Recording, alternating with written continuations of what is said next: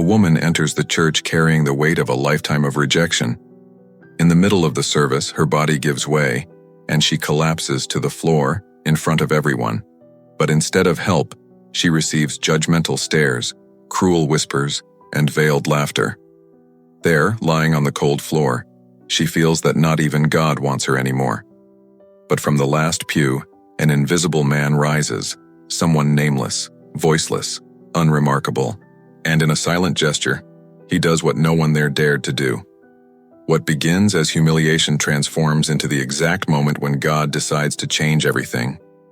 And you won't believe how this story of pain, faith, and true love comes to an end. Sarah Mitchell was 32 years old, but she seemed to carry the weight of a lifetime on her shoulders. Disheveled brown hair, green eyes that no longer shone, simple clothes that tried to hide not only her overly thin body, but also the shame of someone who had lost everything. She entered that Baptist church in downtown Atlanta on a cold Sunday morning in March. Not because I had faith, but because I had nothing left. Over the past 2 years, Sarah had buried her mother, lost her job as a teaching assistant, watched her ex-husband leave with another woman, taking with him not only the furniture, but also any vestige of dignity she still possessed. The apartment where she now lived was tiny, the overdue bills piled up, and the loneliness. The loneliness was a constant, heavy, suffocating presence.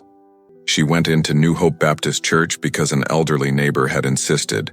"It will do you good, dear," said Mrs. Patterson with that wrinkled, kind smile. Sarah didn't believe it, but she also didn't have the strength to refuse. So there she was, sitting among 200 well-dressed people, entire families, couples holding hands, children running through the aisles.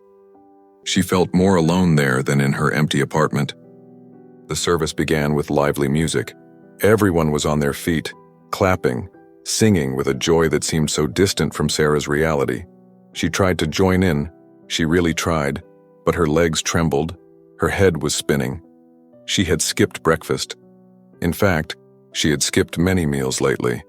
The money barely covered the rent.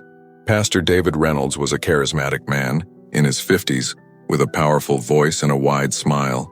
He began preaching about blessings, about how God rewards the faithful, about prosperity and victory. Sarah listened to every word like a knife going deeper into her skin. Blessings. Where were her blessings? Victory. She could barely pay the electricity bill. "God has a plan for each of you," thundered the pastor, arms outstretched. "A plan of prosperity, not ruin." Sarah felt tears welling up in her eyes. She tried to hold them back, but couldn't. People around her began to notice. A woman in a bright pink dress glanced sideways and whispered something to her friend. Sarah saw the stares, felt the judgment. She wanted to leave, but her legs wouldn't respond anymore. And then it happened. The world began to spin. The church lights turned into yellowish blurs. The sound of the organ became distant, muffled. Sarah felt the ground rise toward her. Or was she falling? She didn't know anymore. She only knew that suddenly she was there, lying on the cold marble floor, in the central aisle of the church, in front of everyone. The silence was instant. The music stopped. The pastor paused mid-sentence. 200 pairs of eyes turned to her. Sarah tried to stand, but her body wouldn't obey. Shame burned more than any physical pain. She managed to open her eyes just enough to see his reactions. And what he saw broke what was left of his heart. Some people laughed. Low, disguised laughs, but laughs nonetheless. "She must be drunk," someone was heard whispering. "How disrespectful," said another voice. "There's always someone trying to show off," commented a third person disdainfully. Even the pastor, up in the pulpit, frowned impatiently. He gestured to the deacons. "Please take care of this. Let's continue the service." The deacons approached, but not with concern. With haste, with unease, as if she were a problem to be solved, an obstacle disrupting the program. Sarah managed to whisper, "Sorry, I just didn't eat." But nobody was really listening. That's when he appeared. Marcus Webb was 43 years old and practically invisible in that church. He always sat in the last pew, on the left, near the back door. He wore simple clothes, always the same jeans and plaid shirt, worn-out sneakers. He worked as a janitor in a commercial building downtown. He had no family in the church. He didn't participate in groups. He didn't sing in the choir. He wasn't a deacon. He was nothing. People barely knew his name. When they saw him, it was as if they didn't see him at all. Marcus was the kind of man the world learns to ignore from an early age. Black, poor, quiet. He was always a little late, leaving before the service ended. No one ever invited him to lunch. No one asked how he was doing. But that morning, as everyone turned away from Sarah with disgust and judgment, something happened inside Marcus. A voice he knew well. That soft voice that sometimes spoke to his heart during lonely nights, whispered, "Go. Get up and go." Marcus didn't think twice. He stood up from the last pew and began walking down the aisle. His firm steps echoed in the silent church. People turned around, surprised. Who was this man? Some didn't even remember seeing him before. The deacons hesitated, confused. The pastor stopped speaking again, observing with curiosity mixed with irritation. Marcus reached Sarah and knelt beside her. His knees creaked with the movement, but he didn't care. He looked at the broken woman on the floor and saw not a sinner, not a troublemaker, not a problem. He saw a wounded soul in need of help. "Hey," he said in a deep but gentle voice. "And are you okay?" Sarah opened her eyes and met Marcus's face. A face marked by life, but with kind eyes. Eyes that did not judge. Eyes that truly saw. I can't get up," she whispered, her voice broken with shame. "No problem, I'll help you." Marcus took off his old coat and carefully covered Sarah's legs, who was wearing a dress, protecting her dignity above all else. This simple gesture made Sarah truly start to cry. "Could someone bring me a glass of water?" Marcus asked, looking around. No one moved. People just watched, as if they were witnessing an unsettling spectacle. Marcus sighed. "Okay, I'll go get it." "No." Sarah gripped his arm with what little strength she had. "Don't leave me. Please." Marcus looked at her and nodded. "I'm not going to leave you. I'm going to stay here." He sat on the ground beside her, not caring what people would think. A middle-aged woman, all decked out in her feathered hat, snorted loudly. What a lack of respect for the house of God. Marcus didn't even look at her. He kept his eyes on Sarah. "When was the last time you ate?" "The day before yesterday," Sarah admitted, her voice weak. "The day before yesterday," Marcus repeated, shaking his head. He looked around at all those well-fed, well-dressed people judging a woman who was literally starving. "Jesus," he murmured, not as a curse word but as a prayer. The pastor from the pulpit cleared his throat loudly. Brother. He didn't know Marcus's name. "If you could take this young lady outside, we would appreciate it. We have a service to continue." Marcus looked at the pastor for the first time in 5 years of attending that church. He really looked, and the pastor sensed something in the gaze of that simple man that made him fall silent. "She needs help," Marcus said, calm but firm. "Not to be removed." The pastor opened his mouth, closed it, opened it again. He didn't know what to say. No one had ever confronted him like that, especially not, well, someone like Marcus. "I understand, brother, but the right time and the right place." "It's here," Marcus interrupted. "It's now. Isn't this what we should be doing, taking care of each other?" A heavy silence fell over the church. Sarah, still lying on the floor, watched the man she didn't even know defending her against an entire congregation. Something inside her began to stir. It wasn't hope yet. It was too small to be hope, but it was something. A young woman, perhaps in her 20s, finally stood up and brought a glass of water. Her eyes were wide with embarrassment, as if she had just woken from a collective trance. "Sorry," she whispered as she handed the glass to Marcus. "And we should have." "Sorry." Marcus picked up the glass and helped Sarah drink slowly. "Small sips," he instructed. "There's no need to rush." Sarah drank and felt the icy water go down, bringing a little life back. After a few minutes, with Marcus's help, she managed to sit up. His coat still covered her legs. People began to murmur amongst themselves. some clearly uncomfortable with their own initial reaction. "Can you stand up?" Marcus asked gently. "I think so." Carefully, Marcus helped her to her feet. Sarah staggered, but he held her firmly, respectfully, as if she were made of crystal. Slowly, "I'll hold you." They walked slowly down the aisle, Marcus practically carrying Sarah. Some people lowered their eyes, embarrassed. Others continued to stare judgmentally. The pastor resumed the service as if nothing had happened, his voice sounding even louder and more artificial. Marcus led Sarah out of the church and into the sunlit parking lot. The fresh air helped. He sat her down on the curb in the shade of a large magnolia tree. "Stay here. I'm going to get my car." "You don't need to," Sarah began. "I know I don't need to," Marcus said, and for the first time she saw a small smile on his face. But I want to." He returned a few minutes later in an old blue 2004 Honda Civic, with a dent in the driver's side door and the rear bumper patched up with duct tape. To Sarah, it looked like a carriage. Marcus helped her into the car. "There's a Waffle House nearby. You need to eat something real." Sarah started crying again. "I don't have money for—" "I didn't ask if you had money," Marcus said softly, already starting the car. "I asked if you were hungry." They drove in silence for a few minutes. Sarah looked out the window, still processing everything that had happened. Finally, she mustered the courage to ask, "Why? Why what? Why did you help me?" Nobody else. Nobody cared. Marcus was quiet for a moment, his eyes on the road. "I know what it's like to be invisible," he finally said. "I know what it's like to be in a crowded place and feel like you don't exist for anyone. I've been through it my whole life.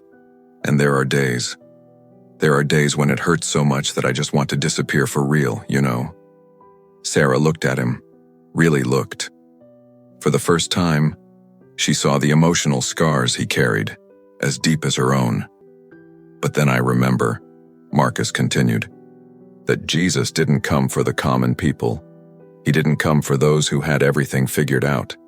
He came for the broken, for the rejected, for the invisible. And if I believe that, then I have to live it. It's no use going to church every Sunday and singing about love if I can't reach out to someone who's fallen, right?" They arrived at Waffle House. Marcus ordered scrambled eggs, bacon, toast, pancakes, and orange juice. Sarah protested that it was too much, but he insisted, "You need to regain your strength." While she ate, slowly at first, and then with more appetite, Marcus told a bit of his story. He grew up in a poor neighborhood in the south of the city. Absent father. Mother who worked 3 jobs and still could barely feed her children. He dropped out of high school to work and help at home. After years of jumping from job to job, he got a job as a janitor. It didn't pay much, but it was stable. "I never got married," he said, stirring his coffee. "I came close once, a long time ago. But she said I wasn't man enough. I didn't earn enough. I wasn't enough." He gave a sad smile. "Funny how people's words stay with you, isn't it?" "I know very well," Sarah said softly. Then she began to tell her own story. The death of her mother after a long battle with cancer. The marriage that seemed promising at first but turned into a nightmare of constant criticism and emotional coldness. He said I was a mistake, that marrying me was the biggest mistake of his life. Marcus closed his eyes for a moment, as if her words hurt him too. "He was wrong. You don't even know me," Sarah said, but without bitterness. "I don't need to. I know you're not a mistake. Nobody is." They stayed at the Waffle House for over 2 hours, talking. It was strange how easy it was to talk to him. Marcus didn't try to fix anything. He didn't give unsolicited advice. He didn't minimize her pain. He just listened. He really listened. When Marcus finally drove her back to her apartment, Sarah hesitated before getting out of the car. "Thank you," she said, "for everything. I don't know what would have happened if you hadn't." "No need to thank me," Marcus said. "But can I ask you something?" "Of course. Come back to church next week. I know it was awful today. I know you must be feeling ashamed. But don't let those people steal your faith, you know. They don't represent God. They only represent hypocrisy itself." Sarah wasn't sure. but promised to think about it. The following days were strange. Sarah couldn't stop thinking about Marcus. Not romantically, nothing like that. But there was something about him, an authenticity, a genuine kindness that she hadn't seen in so long. She found herself wanting to tell him about the little things of the day, how she got a job interview, how the neighbor brought her a lunchbox, how beautiful the sun was that afternoon. On Friday, Marcus showed up at her door with 2 shopping bags. "Hi," he said, a little awkwardly. I was shopping and ended up buying too much. I thought you could help me avoid wasting it." It was a lie. Sarah knew it was a lie. The bags were full of carefully selected, nutritious food, but she also knew Marcus was trying to preserve her dignity, so she accepted it. "Would you like to come in? I can make you some coffee." Sarah's apartment was small and almost empty, but clean. Marcus went inside and was impressed by the books. Shelves and shelves of books, the only thing she hadn't sold or lost in the divorce. "You like to read," he observed. She was an assistant professor of English literature, Sarah explained, before she lost her job when the school closed. "Literature," Marcus repeated reverently. "I always wanted to read more, but I never had much time, or maybe I never had the discipline." "It's never too late," Sarah said, and suddenly she had an idea. "Would you like me to lend you some?" Marcus's eyes lit up like a child's. "Seriously?" And so something unexpected began. Marcus returned on Saturday to return a book and pick up another. They talked for hours about the story, the characters, the themes. Sarah was excited in a way she hadn't felt in years. She had forgotten how good it felt to share something she loved. Sunday arrived. Sarah was nervous. She had promised Marcus she would think about going back to church, but the idea still terrified her. What if she fell again? What if people laughed again? His phone rang. It was Marcus. "Hey, I know it's scary, but I'll be there. In the last row, as always. If you come and need me, I'm there." Something in those simple words gave Sarah the courage she needed. She got ready, chose her prettiest dress, took a deep breath, and went. When she entered the church, she felt the stares, some curious, some still judgmental. But then she saw Marcus waving from the last pew, that gentle smile on his face. Sarah walked over and sat down beside him. "You came," he said, clearly happy. "I came." The service began. The same pastor, the same upbeat music, the same sermons about prosperity. But this time, Sarah didn't feel alone. Marcus was there beside her, a solid and comforting presence. In the middle of the sermon, the pastor spoke about community, about how the church was a family. Sarah almost laughed at the irony. But then she felt Marcus gently nudge her and point to the church bulletin. He had written something in the margin. "Real family isn't who shares your last name. It's who stays when everyone else leaves." Sarah looked at him, and for the first time in a long time, she truly smiled. A smile that came from within, that reached her eyes. Marcus smiled back, and in that moment, something changed between them. Something small, but significant. Weeks turned into months. Marcus and Sarah became inseparable friends. He helped her prepare for job interviews, practicing questions and answers in her small apartment. She taught him to cook more than just instant noodles and sandwiches. They watched movies together, discussed books, and went for walks in the park on Saturdays. Sarah finally got a job as a librarian at a public school. It wasn't the same as teaching, but she loved it. And on her first day, who was waiting at the library door when she finished her shift? Marcus, in with a bouquet of daisies from the market and a proud smile. "Congratulations on your first day. How did you know what time I finished?" she asked, touched. "You mentioned it yesterday," he said, as if it were obvious to pay attention like that. The church was still complicated. People had begun to notice the friendship between Sarah and Marcus, and of course, they started talking. "Did you see those two? It's strange, isn't it? A man like him and a woman like her." The comments ranged from curious to frankly racist, though always disguised as spiritual concern. Sarah listened and grew increasingly angry. "Why can't people just," she complained to Marcus after the service, "just let it go? he would say, always calm. People will talk. They always have. I stopped caring about it a long time ago, but Sarah cared. She cared because Marcus deserved better. He deserved to be seen, to be valued, to be respected. It was on a Sunday in September, 6 months after that first fall, that everything changed again. Pastor David announced that the church was organizing a benefit dinner to raise funds for the sanctuary's renovation. He asked for volunteers to help with the organization. Sarah raised her hand.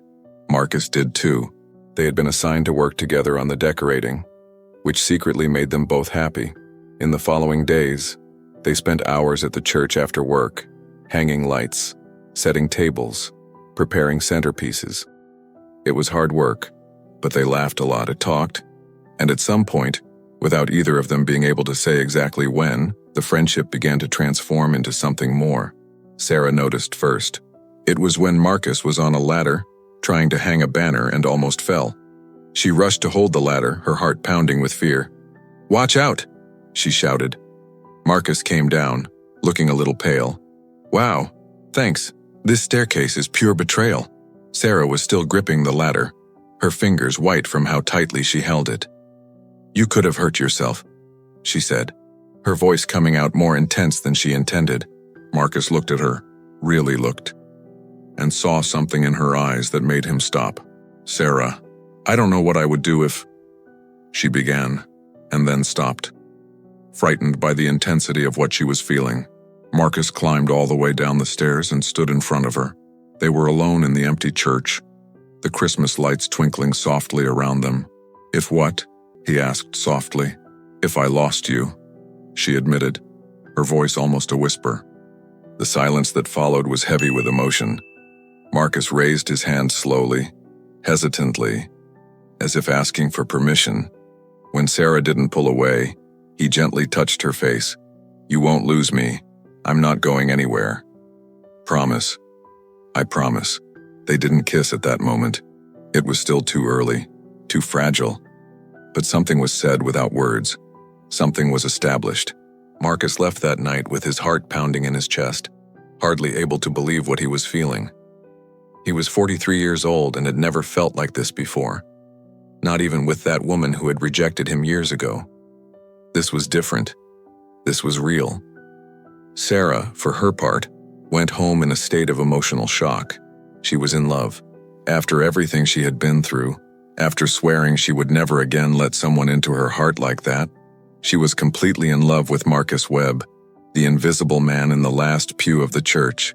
The night of the charity dinner arrived.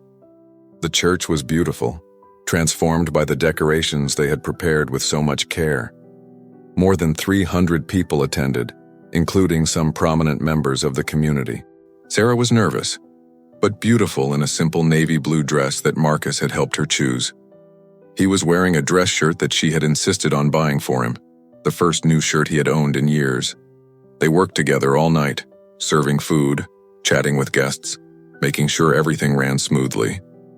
People began to notice how they moved in sync, how they communicated with just a look, how he made her laugh, how she made him shine. Late in the evening, when almost everyone had left, Pastor David called Marcus and Sarah aside. "You two did an amazing job," he said, but there was something in his tone that wasn't entirely praise. "Thank you, Pastor," Sarah said politely. "I just wanted, well," the pastor hesitated, clearly uncomfortable. "Some people have been commenting about the two of you. About your closeness." Sarah felt anger rising. And I just think you should be careful. Appearances, you know how it is. And you are so different." Marcus, who had remained quiet until then, stepped forward. "Different how, Pastor?" Pastor David blinked, taken aback. "Well, I just meant you come from different worlds. You meant that I'm black and poor, and she's white and had a better life before," Marcus said, his voice calm but with a steely edge. "Is that what you meant?" "I didn't. That's not what," the pastor stammered. "Because she left, Pastor, then you need to know that who I am, the color of my skin, the amount of money in my bank account. None of that changes the fact that I love this woman. And if I'm lucky, very lucky indeed, Maybe she feels the same way about me. Sarah felt the tears begin to fall. Marcus had just told her he loved her. In front of the pastor, in front of God, in front of everyone. "I love him too," she said, her voice firm despite the tears. "Marcus is the kindest, most honest, most upright man I've ever known. And if anyone has a problem with that, including you, Pastor, then the problem is theirs, not ours." Pastor David opened and closed his mouth like a fish out of water. Finally, he simply nodded and walked away, clearly unsure how to deal with the situation. Marcus turned to Sarah. "I'm sorry. I didn't plan on saying it like that. I was going to wait for the right moment, maybe a romantic dinner or—" Sarah placed her finger on his lips, silencing him. "It was perfect. It was real. It was you." And then, right there in the empty church, surrounded by Christmas lights and the remnants of a charity dinner, she kissed him. It was a soft, tender kiss, full of promise. A kiss that tasted of second chances and new beginnings. When they parted, they were both smiling like teenagers.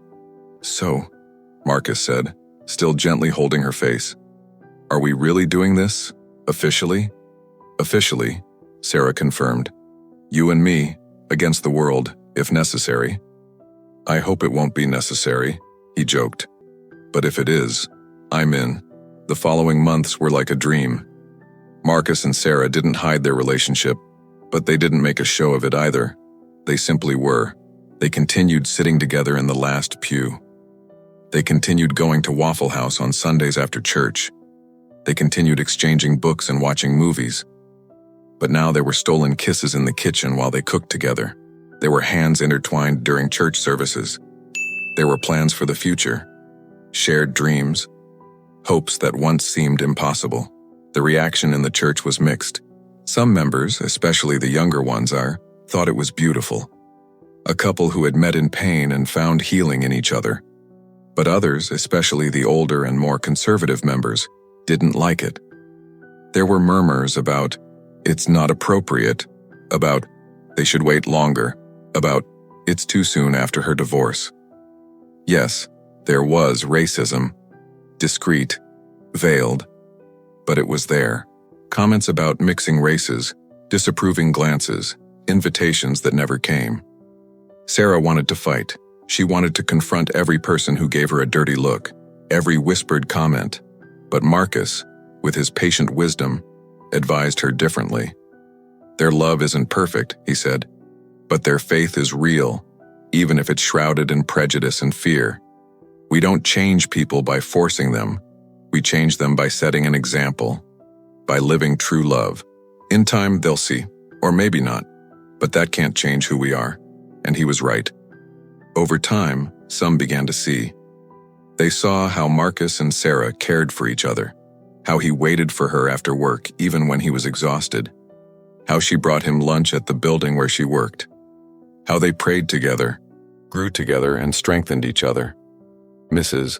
Patterson, the elderly neighbor who had originally invited Sarah to church, became a great supporter of the couple. "You are proof that God writes straight with crooked lines," she would say. "He brought you both to the lowest point in your lives just so he could lift you up together." A year after that first fall in church, on a Sunday morning in March, Marcus and Sarah entered the church hand in hand. Pastor David had retired, replaced by a young pastor named Michael, who had a different vision of church, of community, of love. The new pastor began the service with a question. "When was the last time you truly saw each other? Not just looked, but truly saw." Sarah shook Marcus's hand. They knew the answer. And there, sitting together in what was no longer the last rows but their place, Marcus and Sarah understood a profound truth. God doesn't work through people's perfection. He works through the availability of hearts. On that day she fell, God wasn't in the laughing or judging crowd. He was in the calloused hands of a simple man who decided to reach out when no one else did. The biggest turning point wasn't her finding love. It was discovering that true love was hidden where she least expected it, in invisibility, in humility, in the pure kindness of someone the world learns to ignore, but whom God chose to use to rewrite two broken stories into one, beautiful, and complete. If this story touched you, leave a like, comment what you thought, and subscribe to keep hearing stories like this one I'm sharing with you, because everyone deserves to remember that God's miracles happen exactly where the world stops looking.